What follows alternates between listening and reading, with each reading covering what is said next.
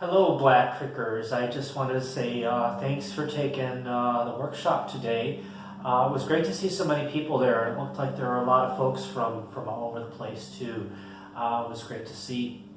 I wanted to make this little video for y'all because 50 minutes, of course, is not a long time to get a lot accomplished. And there were a couple of things that I wanted to show you. And in order to really round out the tune and in order to really play it the way I played it for you, there are a couple other bowings in there that I want to show you. So this is a little supplement to the workshop here. So I think we left off with the 3-2 bow rock pattern. So again, on that second finger there, it would be that one. And how that fit into the tune.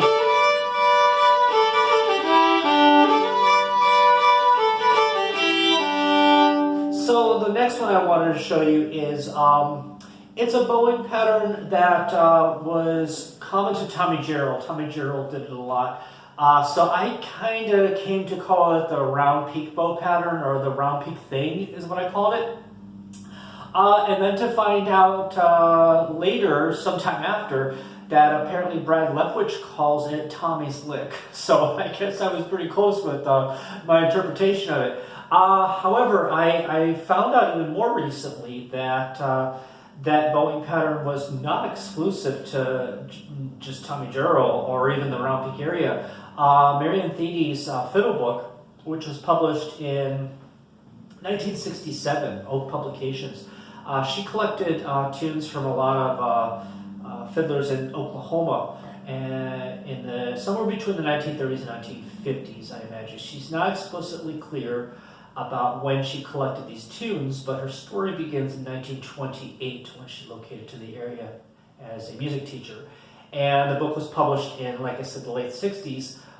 But I have a feeling, and I don't know this for certain, but I have a feeling that that manuscript was tabled for a while, and it may not have been published right away. Just by some of the language, just by some of the way she goes about talking about things. But at any rate, she took down a lot of tunes from these fiddlers.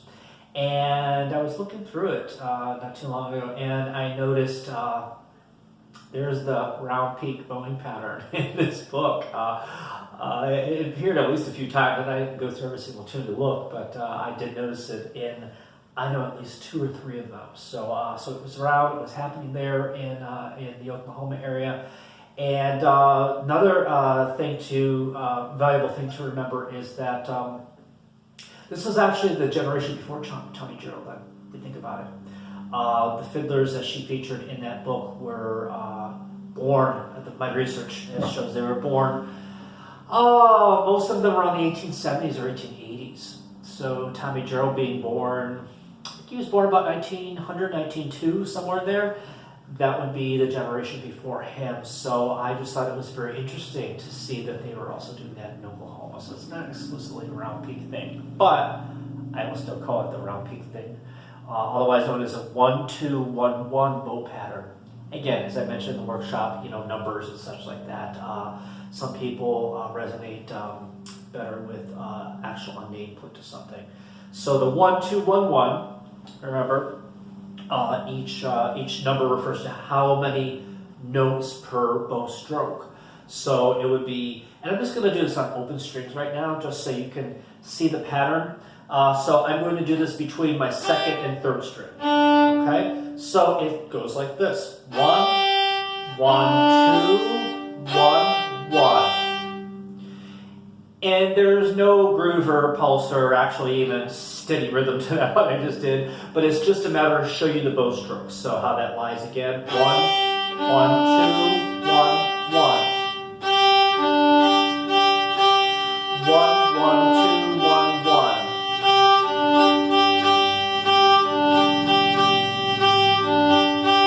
And there's a little bit of more rhythm put into it. So it's a great opportunity for there's a little bit of a swoop, as I say, coming from the low string up to the higher string there. There's that little bit of a speed too. Remember I was mentioning the bow speed coming in At this point here, we're above that halfway point up here, and we're just playing through it. There's a little extra speed there. There it is.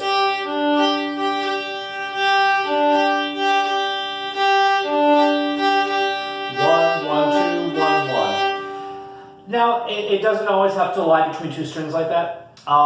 These are just, again, open strings. That's the easiest way to convey it like that. It can happen on any note pattern. It's literally, if we were to think about it in the music, it's four eighth notes and like a chord note afterwards. So the rhythm is actually 1, 2, 3, 4, 1. That would be all soft stroke. But doing that pattern, that's how that works. At that speed, it's really kind of hard to get a concept for and like how much it accentuates the music. But it really does offer an opportunity for a nice lilt to the music, which you will see shortly. So how that will fit into the opening bar where we were working with Sourwood Mountain. So I'll just kind of do it with the shuffle pattern just so you can kind of refamiliarize yourself with it. So the shuffle, again,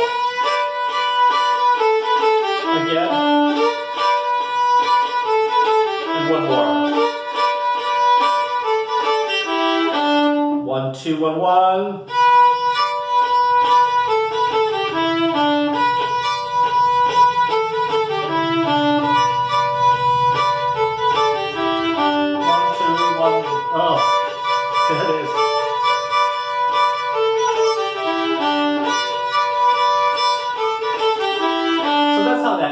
We can also, like the other ones, we can also do a lead in with that. And that lead in again will be that first finger. So let's see how this will go. It's slightly before the beat if we put that lead in. So it'll be 1, 2, 3. 1, 2, 3. 1, 2, 3. I'm counting that in because, like I said, that with that lead in, which I really like, it comes a little bit before the downbeat, you know. So there's a little bit of a syncopation in there too, and I just think that adds a nice effect. That happens a little later in the tune too. So I'm going to skip ahead a little bit now and show you how that fits into another pattern in the tune. So starting from the top.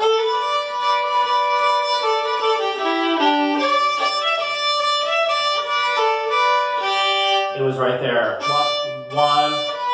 2, 1.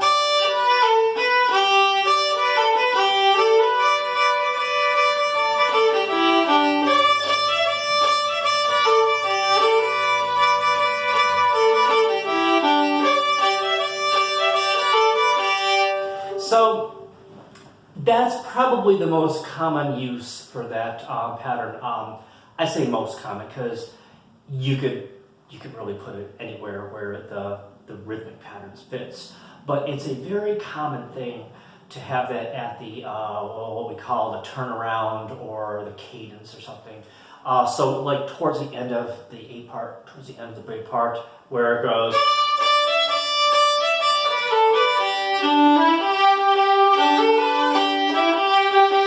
I'm just making that up, but that's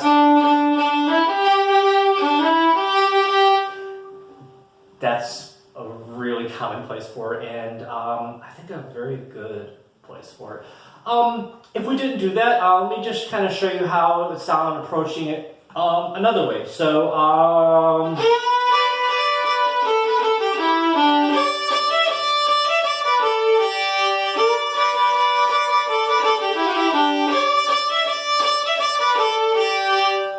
yeah, I think it's okay. I'm going to put it in now.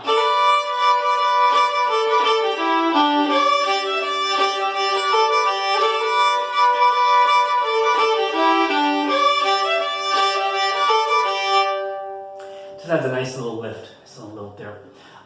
So that's all the A part, and that pretty much gives all the different bowing patterns that I intended to show.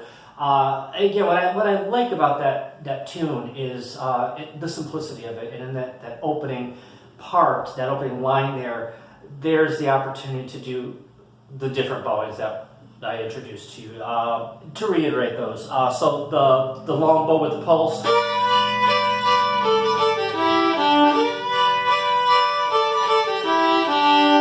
and then the shuffle. One more, and then we did the 3/2 bow rock, the Candy Girl, if you will. One more. And now the round peak thing, we should call it the round peak go home thing. So that's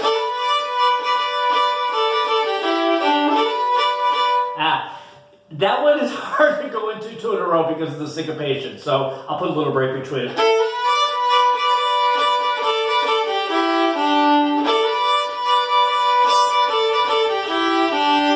It's similar to the Candy Girl one, isn't it?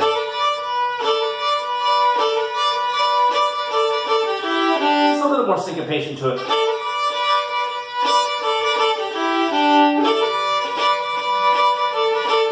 And it comes in that little, remember that little swoop, that little sweep. There's that bow speed again. So that's the A part. The B part, I'll just show you quickly, as quickly as possible here. But you'll see that that bowing pattern is also in the B part. Oh, there's also one more in the B part that I did not show you. Let me show you that first before we go to the B part. It's a 1/2 bow pattern, okay? And again, it's in Candy Girl. Let me play a little Candy Girl just so you hear how that works. So the Candy Girl 3/2 bow rock is at the beginning, but the 1/2 bow pattern's in there too. Listen. It's that right there. 1/1/2, 1/1/2, 1/1/2. So it's a down and an up. But that up is 2 notes. A little fragment of Candy Girl again.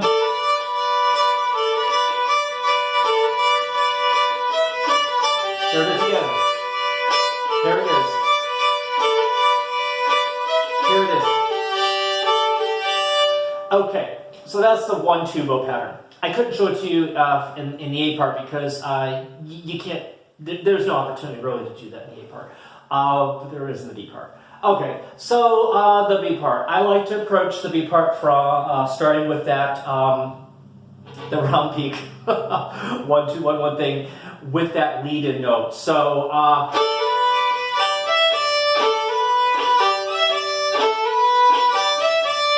okay, so I think I'll just play it like slowly, and as I'm doing this to try to express voice to you what I'm doing it before I'm doing them. It's a little hard for me to talk sometimes while I play. So B part. Here's 1/2. Round peak.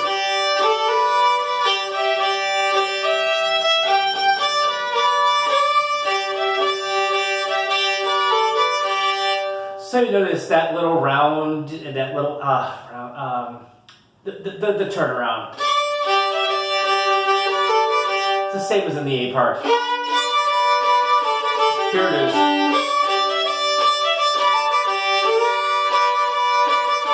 Here it is. Part. Here it is.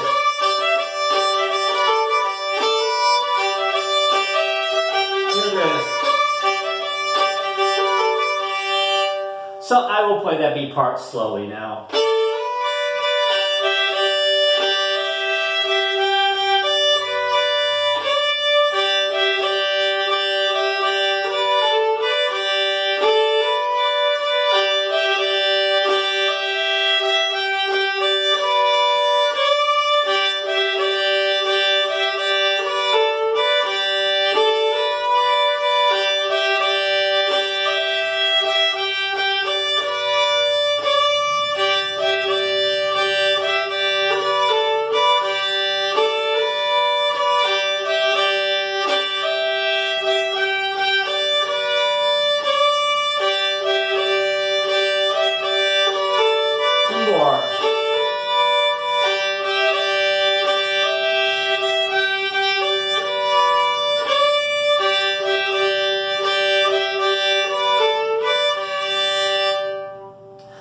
just like those other bowing patterns where we have the up bow that goes from, again, one string into the next with that little bit of speed.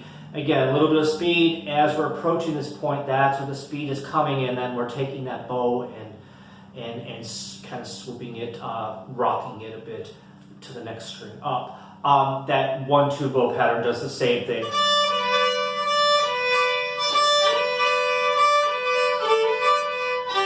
What am I doing?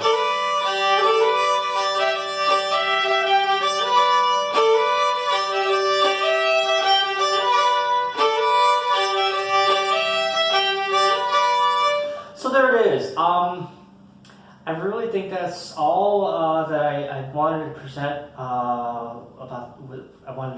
with that tune. I think just to end, then I will play it the whole tune again, 2 A's, 2 B's slow, and then I will do 2 A's, 2 B's up to speed. Okay, and I'm droning with the upper string again. I think I mentioned in the workshop that for this particular tune, I think I prefer to drone on the upper string. I may go to the lower string sometime, but keep it on the upper string right now. So I'll start this with give you some potatoes here. So.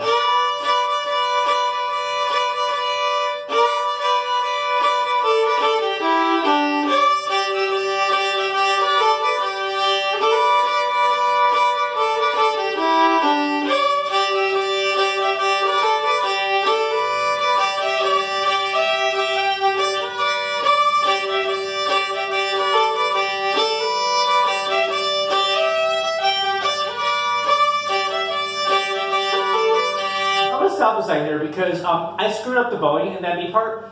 Sometimes when you play something slow, it comes out differently and it's a little harder actually.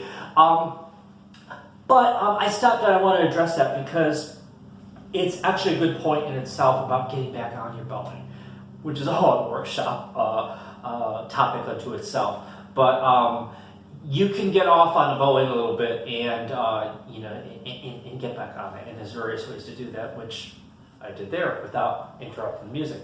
So a little more up to tempo. So.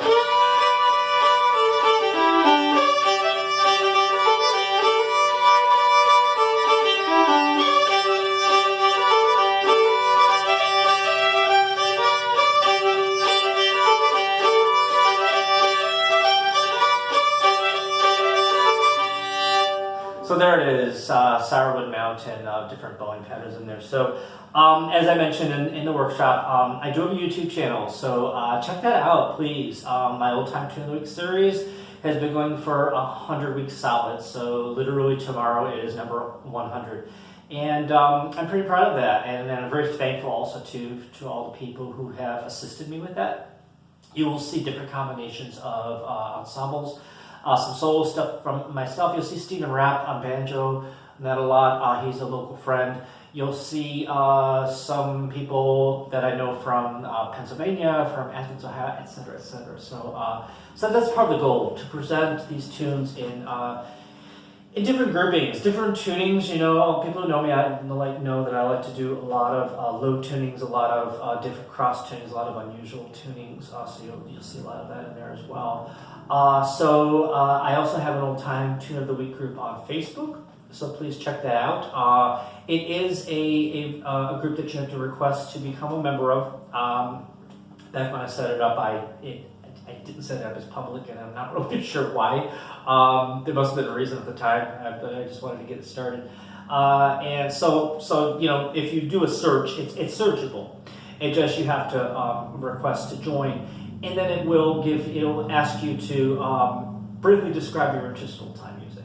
And as I mentioned before, I have that question on there for a couple of reasons. One, it weeds out some of the bots because you still get them. But when somebody responds, I love it, with like 10 exclamation points after it, no, they're generally up to no good. So that's one. Number two, it gives me a little insight into all of you, and it gives me some of your background, which I really love reading. And in reading these things, I've discovered just what a diverse group of people we have in there, and some very interesting stories about, people will go on and say, how long they've been playing the whole time, or, who they learn from and such like that. But also, too, it's interesting to see where people are coming from, like literally, like what area of the world. And we've got a lot of people from Australia, from Europe, just all over the United States, Canada. It's great. It's really awesome to see the spread of this music and people really loving it and enjoying it. So do request to join that. So it's a branch off, or a supplement, whatever you will, to the YouTube channel. The YouTube channel is not as interactive just by nature, and you can be more interactive on a Facebook group page. Even still, there's not that much interaction on there, I have to say. In fact, I like to encourage people to to ask questions. I like to present a lot of history of the fiddlers and such like that. So please do look into that. I also have started doing remote workshops specifically for the tunes that I've presented on Old Time Tune of the Week. So those will be announced in that group as well. I'm looking at doing these like the second Monday of every month. So once a month, second Monday, 7 to 8 o'clock. So that's what I'm focusing on, I believe, right now. So the way it's been the last two, I did them on Monday. Monday seemed like it was a good time for people, but they were different points of the month. So I'm thinking if I do a regular time, I think that would be good.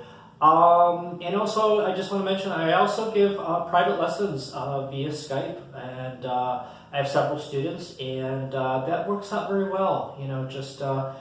Even local students. I have to say, there are two people that are taking lessons via Skype that are local, but and with the quarantines and social distancing and stuff like that, it seems to work out better that way. So check out all that. I thank you again for participating in my workshop, and I hope this little extra bit, this video, was helpful to you. Thanks.